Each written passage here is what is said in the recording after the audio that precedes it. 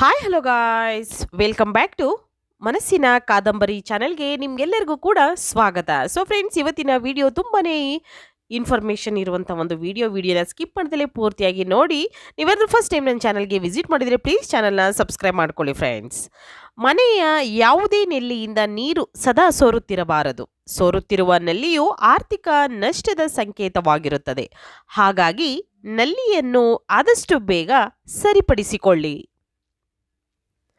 ಮನೆ ಸ್ವಚ್ಛವಾಗಿದ್ದರೆ ಅಷ್ಟೇ ಲಕ್ಷ್ಮೀ ದೇವಿಯು ಸದಾ ಮನೆಯಲ್ಲಿ ನೆಲೆಸುತ್ತಾಳೆ. ಹಾಗಾಗಿ ಮನೆಯನ್ನು ಯಾವಾಗಲೂ ಸ್ವಚ್ಛವಾಗಿ ಇಟ್ಟುಕೊಳ್ಳಿ. ಹಾಗೆಯೇ ಮನೆಯ ಪೂರ್ವ ಉತ್ತರ ದಿಕ್ಕಿನಲ್ಲಿ ಕಸವನ್ನು ಎಂದಿಗೂ ಸ್ವೀಕರಿಸಿ ಅಥವಾ ಶೇಖರಿಸಿ ಇಡಬಾರದು. ಈ ದಿಕ್ಕನ್ನು ದೇವಾಲಯದ ಸ್ಥಳವೆಂದು ಪರಿಗಣಿಸಲಾಗುವುದು.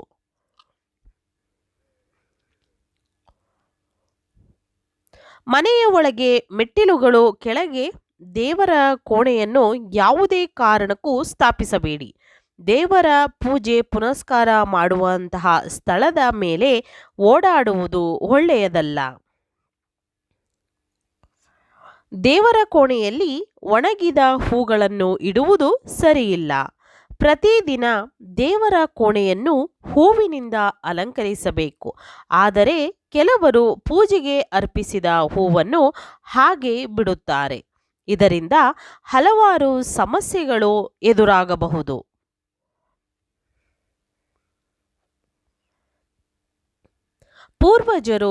ಪೂರ್ವಜರ ಫೋಟೋವನ್ನು ಮನೆಯ ದಕ್ಷಿಣ ಗೋಡೆಯ ಮೇಲೆ ಹಾಕಬೇಕು. ಇದನ್ನು ಯಾವುದೇ ಕಾರಣಕ್ಕೂ ಪೂಜೆಯ ಕೋಣೆಯಲ್ಲಿ ಇಡಬಾರದು. ಮುಖ್ಯವಾಗಿ ದೇವರ ಕೋಣೆಯಲ್ಲಿ ಚೂಪಾದ ವಸ್ತುಗಳು ಅಂದರೆ ಚಾಕು, ಕತ್ತರಿ ಇಂತಹ ಹರಿತವಾದ ವಸ್ತುಗಳನ್ನು ಹಾಗೂ ಕಬ್ಬಿಣದ ಸಾಮಾನುಗಳನ್ನು ಇಡಬಾರದು.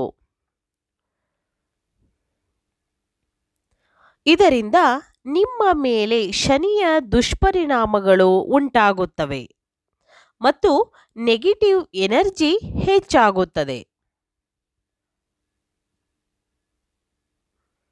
ಹಾಗೆ ನೆಕ್ಸ್ಟು,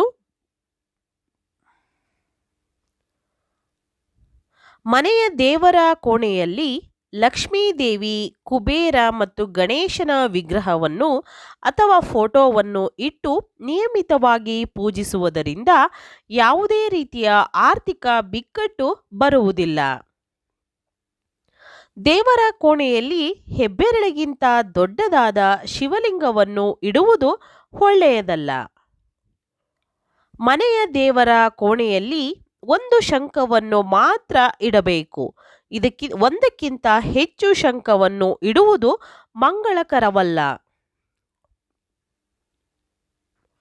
ಹಾಗೂ ಒಂದಕ್ಕಿಂತ ಹೆಚ್ಚು ಗಣೇಶನ ವಿಗ್ರಹಗಳನ್ನು ಇಡದಂತೆ ವಿಶೇಷ ಕಾಳಜಿ ವಹಿಸಿ. ಹೀಗೆ ಮಾಡುವುದರಿಂದ ಮನೆಯಲ್ಲಿ ಅಶಾಂತಿ ಹರಡುತ್ತದೆ. ಹಾಗೆ ಯಾವುದೇ ಕೆಲಸವೂ ಪೂರ್ಣಗೊಳ್ಳುವುದಿಲ್ಲ. ಲಕ್ಷ್ಮೀ ದೇವಿಯ ವಾಹನವಾದ ಗೂಬೆಯು ನಿಮ್ಮ ಮನೆಯ ಹೊರಗೆ ಬಹಳ ದಿನಗಳಿಂದ ಕಂಡುಬರುತ್ತಿದ್ದರೆ ನಿಮ್ಮ ಮನೆಗೆ ಮಹಾಲಕ್ಷ್ಮಿಯು ಆಗಮಿಸಿದ್ದಾಳೆ ಎಂದು ಅರ್ಥ ಮಾಡಿಕೊಳ್ಳಿ. ಅಲ್ಲಿಗೆ ಲಕ್ಷ್ಮೀ ದೇವಿ ಖಂಡಿತವಾಗಿಯೂ ಹೋಗುತ್ತಾಳೆ ಮತ್ತು ನಿಮಗೆ ಶೀಘ್ರದಲ್ಲೇ ಅಪಾರ ಸಂಪತ್ತು ಸಿಗುತ್ತದೆ. ಕನಸಿನಲ್ಲಿ ಹಳದಿ ಅಥವಾ ಕೆಂಪು ಹೂಗಳನ್ನು ನೋಡುವುದು ಸಂಪತ್ತು ಸಿಗುವ ಸಂಕೇತವೆಂದು ಪರಿಗಣಿಸಲಾಗುತ್ತದೆ.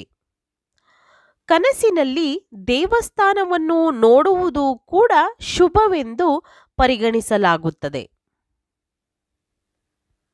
ಇದು ಸಂಪತ್ತು ಸಿಗುವ ಮತ್ತು ಆಧ್ಯಾತ್ಮಿಕ ಪ್ರಗತಿಯ ಸಂಕೇತವಾಗಿದೆ. ಕನಸಿನಲ್ಲಿ ಕೆಂಪು ಸೀರೆಯಲ್ಲಿ ಮಹಿಳೆಯನ್ನು ನೋಡುವುದು ಲಕ್ಷ್ಮೀ ದೇವಿಯ ಸಂಕೇತವೆಂದು ಪರಿಗಣಿಸಲಾಗುತ್ತದೆ. ಕನಸಿನಲ್ಲಿ ಎತ್ತರಕ್ಕೆ ಏರುವುದು ಪ್ರಗತಿ ಮತ್ತು ಯಶಸ್ಸಿನ ಸಂಕೇತವೆಂದು ಪರಿಗಣಿಸಲಾಗುತ್ತದೆ. ನೀವು ಯಾವುದಾದರೂ ಕೆಲಸಕ್ಕಾಗಿ ಹೊರಗೆ ಹೋಗುತ್ತಿದ್ದರೆ ಮತ್ತು ದಾರಿಯಲ್ಲಿ ನಾಯಿಯು ತನ್ನ ಬಾಯಿಯಲ್ಲಿ ತಿನ್ನಬಹುದಾದ ಸಸ್ಯಾಹಾರಿ ವಸ್ತು ಅಥವಾ ರೊಟ್ಟಿಯನ್ನು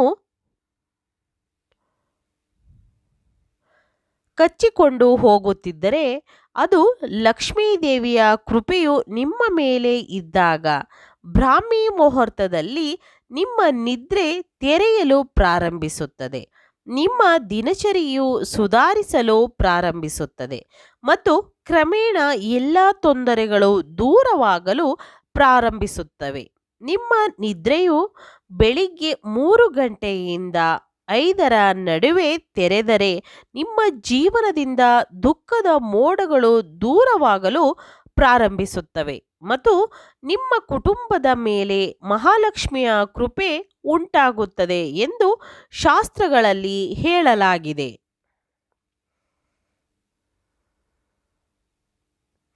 ನಿಮ್ಮ ಕನಸಿನಲ್ಲಿ ಗಿಳಿ ಕಂಡುಬಂದರೆ ಅದನ್ನು ಶುಭ ಸಂಕೇತವೆಂದು ಪರಿಗಣಿಸಬೇಕು. ಕನಸಿನಲ್ಲಿ ಗಿಳಿ ಕಾಣಿಸಿಕೊಳ್ಳುವುದು ನಿಮ್ಮ ಆರ್ಥಿಕ ಸಮಸ್ಯೆಗಳು ಶೀಘ್ರದಲ್ಲಿ ದೂರವಾಗಲಿದೆ ಮತ್ತು ಲಕ್ಷ್ಮೀದೇವಿಯ ಕೃಪೆಯು ನಿಮ್ಮ ಮೇಲೆ ಇದೆ ಎಂದು ಅರ್ಥೈಸುತ್ತದೆ. ನಿಮಗೆ ಶೀಘ್ರದಲ್ಲೇ ಎಲ್ಲಿಂದಲಾದರೂ ಹಣ ಸಿಗುತ್ತದೆ. ಯಾವುದೇ ದಿನ ನಿಮ್ಮ ಕನಸಿನಲ್ಲಿ ಪೊರಕೆ, ಆನೆ, ನವಿಲು, ಶಂಖ, ಬಾಳೆಹಣ್ಣು ಅಥವಾ ಹಲ್ಲಿ ಕಂಡುಬಂದರೆ ನೀವು ಶ್ರೀಮಂತರಾಗುವ ಕನಸು ಶೀಘ್ರದಲ್ಲೇ ನನಸಾಗಲಿದೆ ಎಂದು ಅರ್ಥ ಮಾಡಿಕೊಳ್ಳಿ.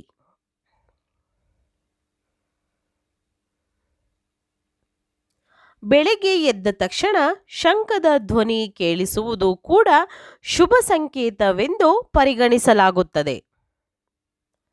ಬೆಳಿಗ್ಗೆ ಎದ್ದ ನಂತರ ನಿಮಗೆ ಶಂಖಧ್ವನಿ ಕೇಳಿದರೆ ನಿಮ್ಮ ಶುಭ ಸಮಯವು ಬರಲಿದೆ ಎಂದು ಅರ್ಥ ಮಾಡಿಕೊಳ್ಳಿ.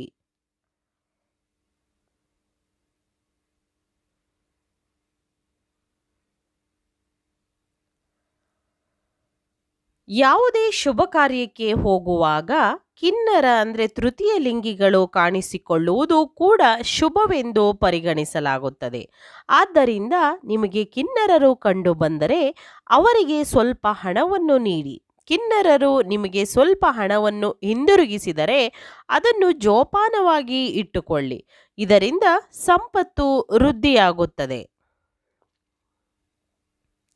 ಮನೆಯ ಚಾವಣಿಯ ಮೇಲೆ ಕೋಗಿಲೆ ಕೂಗುವುದು ಕೂಡ ಶುಭ ಸಂಕೇತವಾಗಿದೆ. ಹಾಗಾದರೆ ನಿಮ್ಮ ಸಂಪತ್ತು ಹೆಚ್ಚಾಗಬಹುದು. ಬೆಳಿಗ್ಗೆ ಎದ್ದ ತಕ್ಷಣ ಪೂಜೆಯಲ್ಲಿ ತೆಂಗಿನಕಾಯಿಯ ದರ್ಶನವಾದರೆ ನಿಮ್ಮ ಮೇಲೆ ಪರಮಲಕ್ಷ್ಮಿಯ ಕೃಪೆ ಆಗಲಿದೆ ಎಂದು ಅರ್ಥ. ವೀಕ್ಷಕರೇ, ಇವತ್ತಿನ ಈ ಒಂದು ವಿಡಿಯೋ ನಿಮಗೆ ಇಷ್ಟ ಆಗಿದ್ರೆ ಚಾನಲ್ನ ಸಬ್ಸ್ಕ್ರೈಬ್ ಮಾಡಿಕೊಳ್ಳಿ, ಹಾಗೆ ಲೈಕ್ ಮಾಡಿ ಮತ್ತು ಹೆಚ್ಚೆಚ್ಚು ನನ್ನ ವಿಡಿಯೋಸ್ನ ನಿಮ್ಮ ಫ್ರೆಂಡ್ಸ್ ಮತ್ತು ರಿಲೇಟಿವ್ಸ್ ಗ್ರೂಪಲ್ಲಿ ಶೇರ್ ಮಾಡಿ ಫ್ರೆಂಡ್ಸ್. ಮತ್ತಷ್ಟು ನಿಮಗೆ ಮಾಹಿತಿಯೊಂದಿಗೆ ನಾನು ಇನ್ನೊಂದು ವಿಡಿಯೋ ಜೊತೆ ಬರ್ತೀನಿ. ಅಲ್ಲಿವರೆಗೂ ನಿಮಗೆಲ್ಲರಿಗೂ ಕೂಡ ಹೃದಯಪೂರ್ವಕವಾಗಿ ಧನ್ಯವಾದಗಳನ್ನು ತಿಳಿಸ್ತಾ ಇದ್ದೀನಿ. ಬಾಯ್.